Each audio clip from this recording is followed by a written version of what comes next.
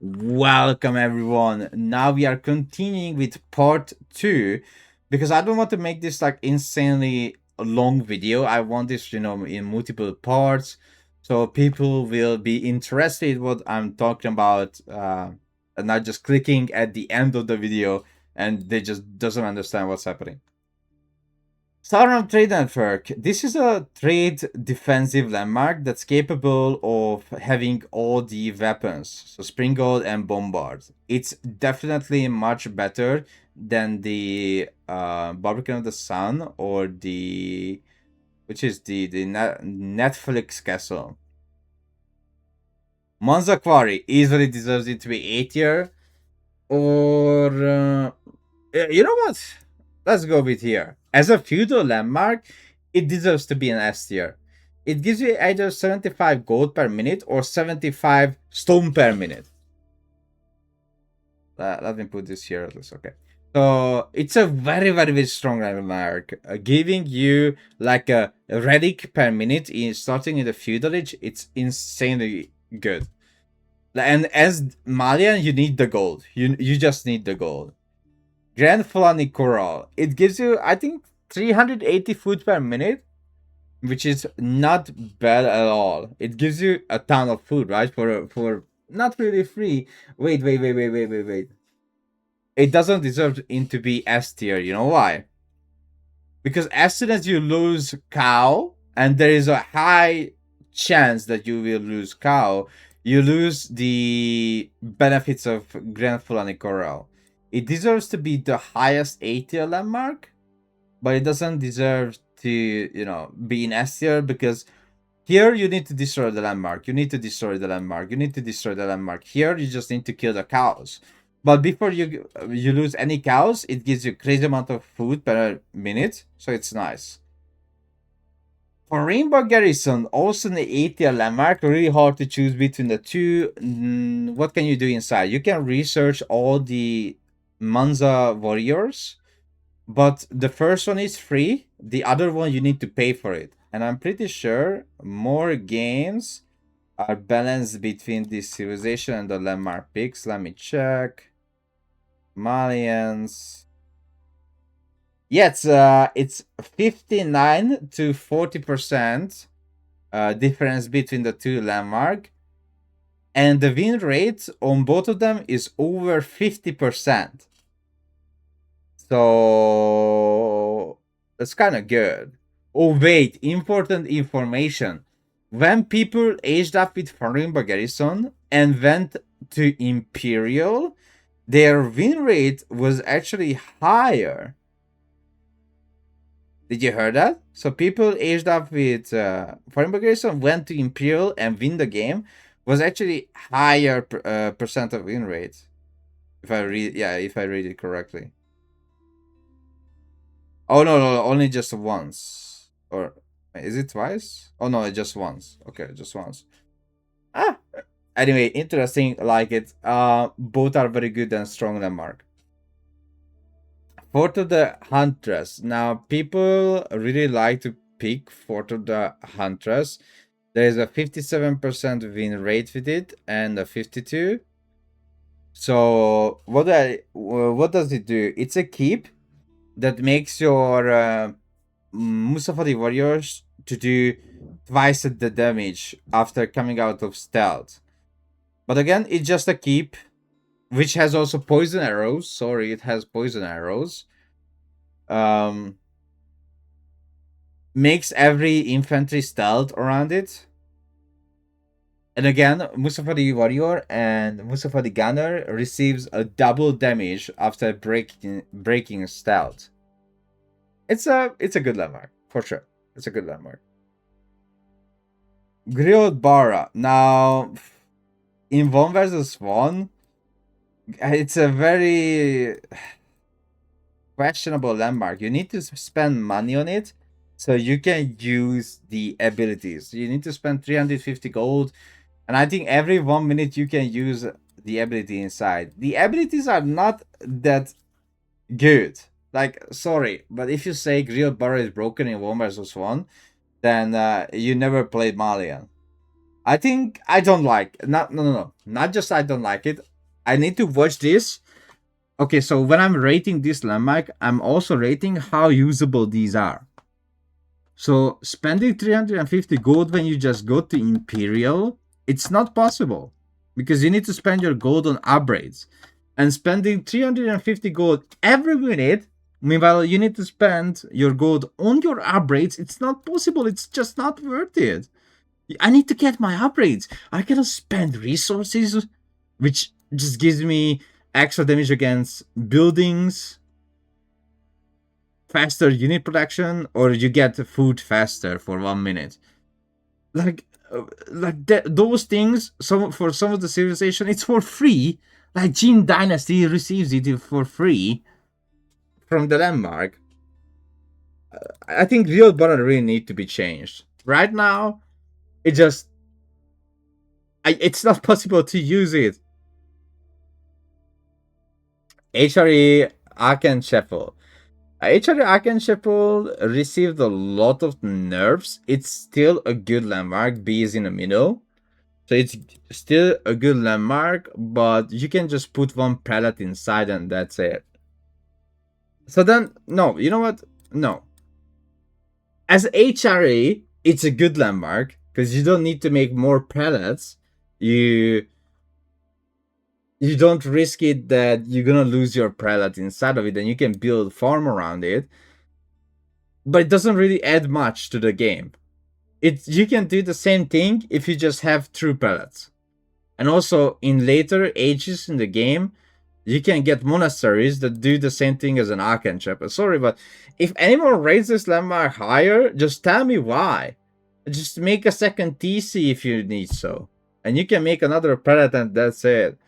I don't see the, like, as HRE players, they are going with this landmark because the mine work, in my honest opinion, still not that amazing. It's a landmark that contains unique upgrades. You get your upgrades cheaper as well. But it's not as great. All pike gives you only 2 damage. You get 2/2 armor on your knights. But overall, it's not stronger landmark than Aachen Chapel.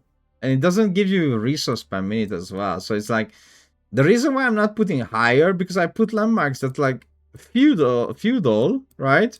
But it's such a huge value.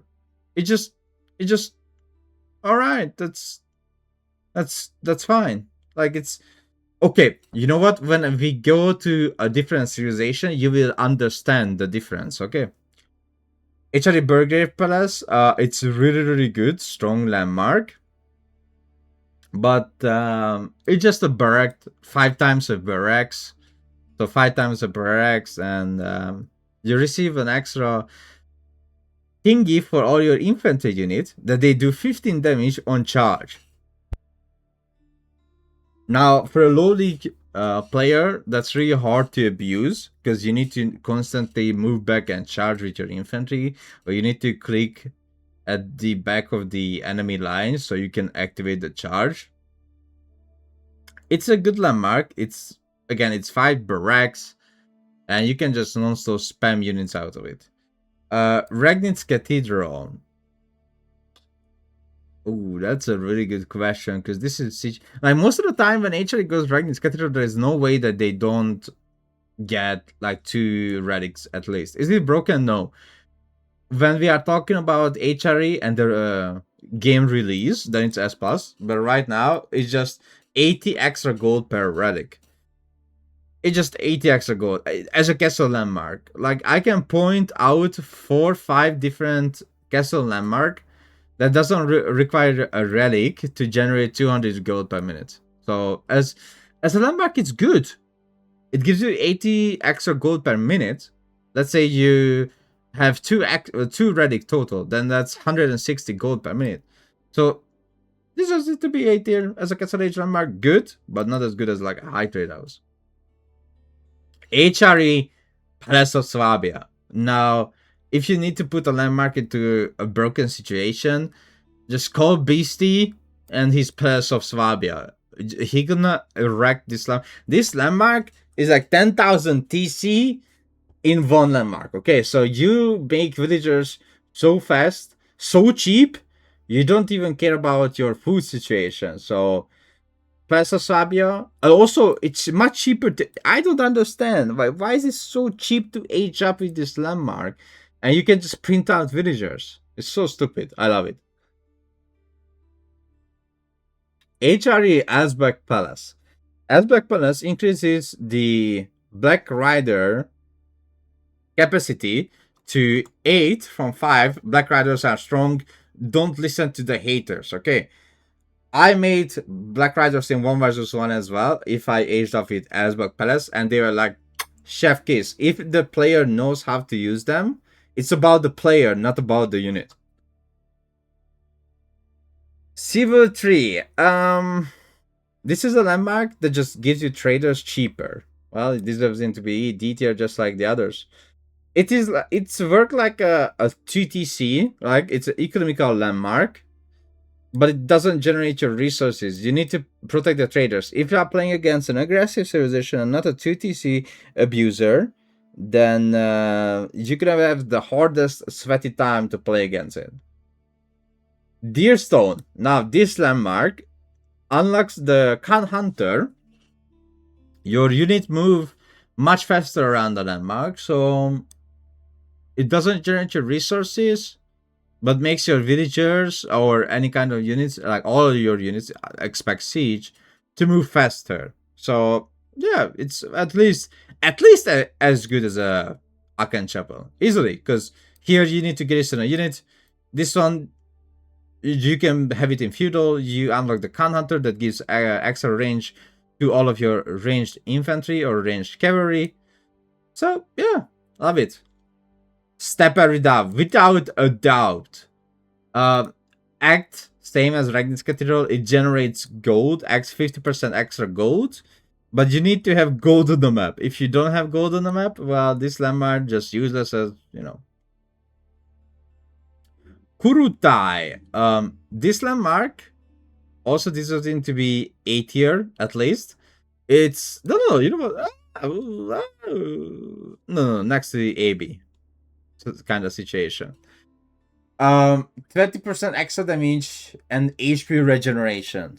No passive resource generation, and it's a castle landmark. It makes your archers very, very strong, and your Keshiks even better.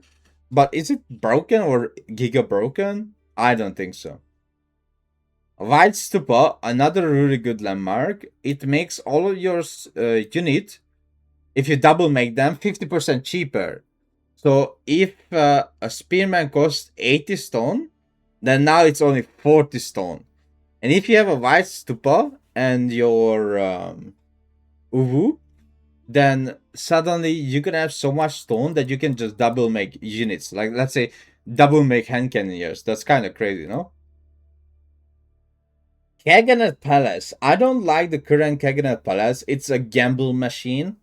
And since the Mangudai got nerfed as well, I think it's stronger. Okay, so these two are stronger than Burger.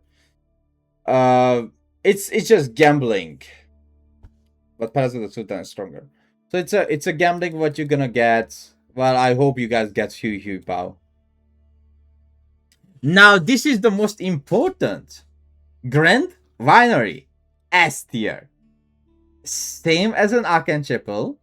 It boosts the villagers. They drop off the food, right? You don't need to carry some units inside. It's a mill. It's a monastery. Yes, you heard it correctly. This one, well, I just boost your getter speed. Mill, monastery. You can connect to the cistern, and you can make the monk from this amazing. I marked it like 10 seconds. 10 seconds per monk or 10 seconds per upgrade. Okay? So do you get it now why Arkan Chapel is horse poo-poo compared to Grand Winery? It's everything. Meanwhile, you have to garrison a unit inside. Here, it doesn't eat your population. Imperial Hippodrome. It's a really hard. Both landmarks are insanely strong.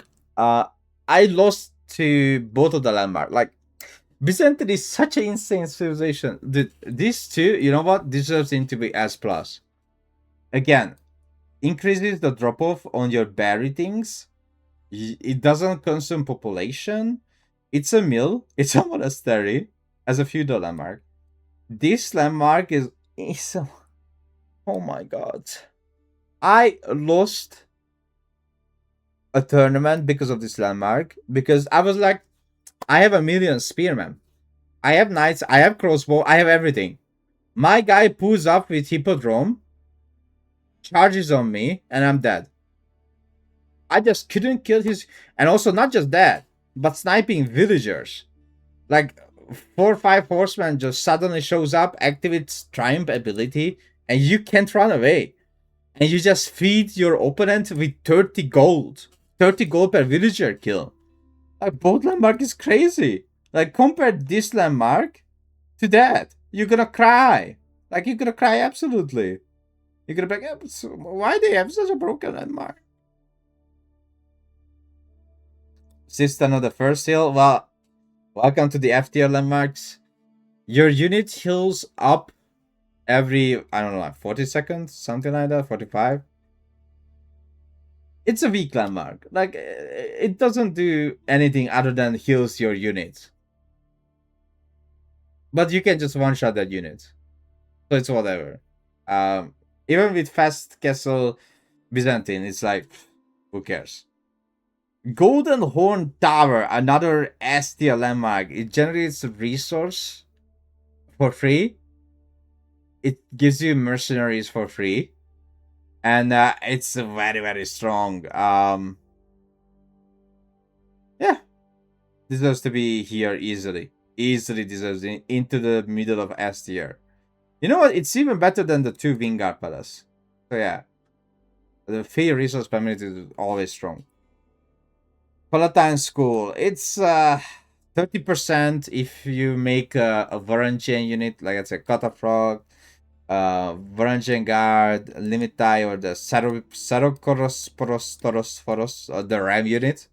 You have a 30% chance. Like, it's a gamble landmark. It's not horrible, but still a gamble landmark that you get a free unit.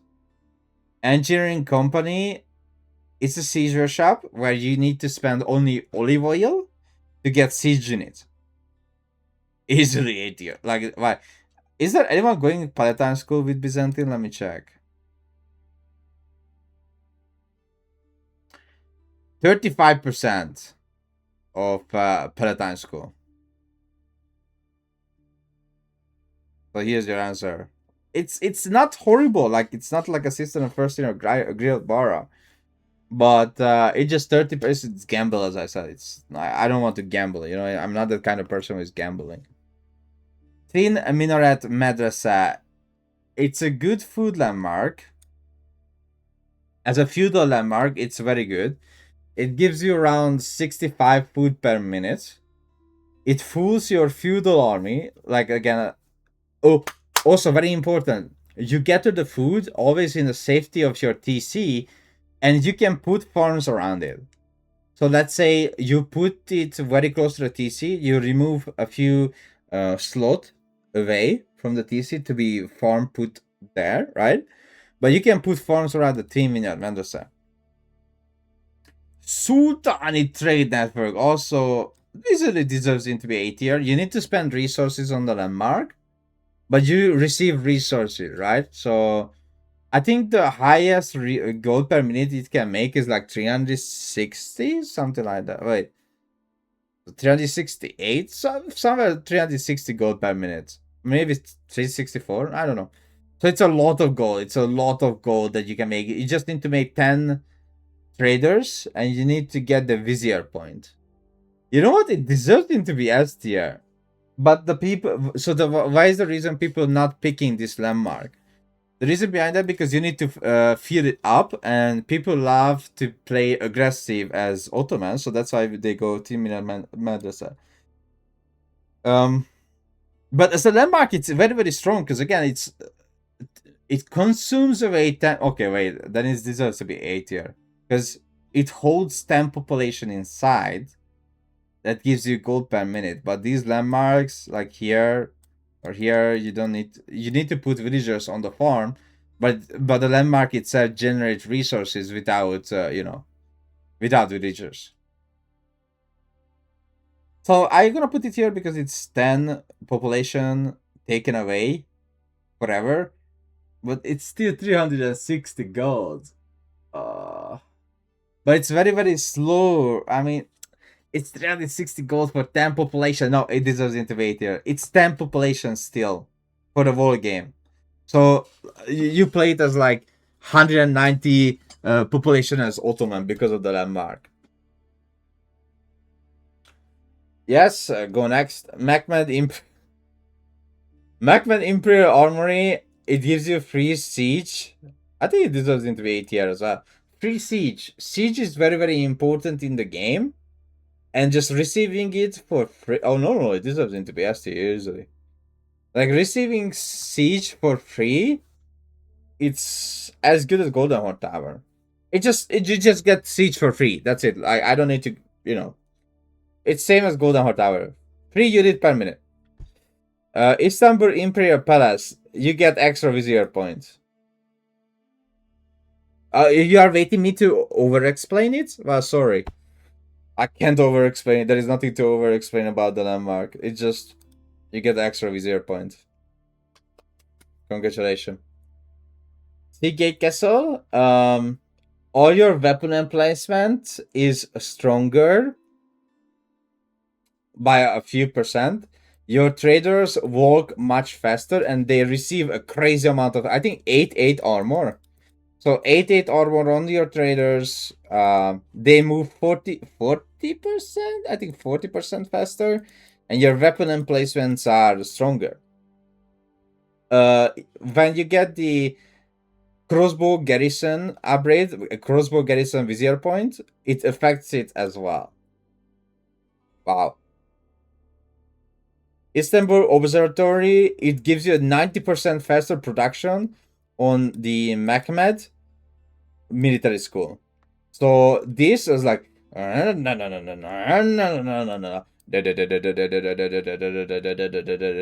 that's you know, that's what it does. All right, let's see how many landmarks we have left. Oh, we have a few more. And I think the third part is gonna be enough for these, yeah. All right, let's talk about OOTD. OOTD Arcan Chapel, you don't need to garrison a unit inside. No prelate needed. It just straight up gives you faster gathering speed. But again, it doesn't consume population. So that's why it's better than the HRE Arcan Chapel, because no population required. No population is getting taken away. OOTD Minework, it's as good as Arcan Chapel. It has some... no. It just has some unique upgrade, which a few of them are not... sorry, only one upgrade is not rebalanced, which is the OOTD crossbow, which gives them extra damage against siege. The devs forgot to change the upgrade. So one of the upgrade inside is kind of useless. And also Brexit upgrades for OOTD is not as... it's important, but not as important as any other civilization. It's like... fine. OOTD Burger Palace. It deserves to be A tier at least, because it gives you free resource by making units. So yeah, easily it deserves to be A tier, and that's it all. OOTD Readiness Cathedral. Now I think the burger is better than these two, because both of them requires relic. This doesn't require any kind of relic. You just spam units non-stop. And that's how you make resources out of it, by making units non-stop. OOTD Azbek Palace, the same thing as the other HRE Azbek Palace.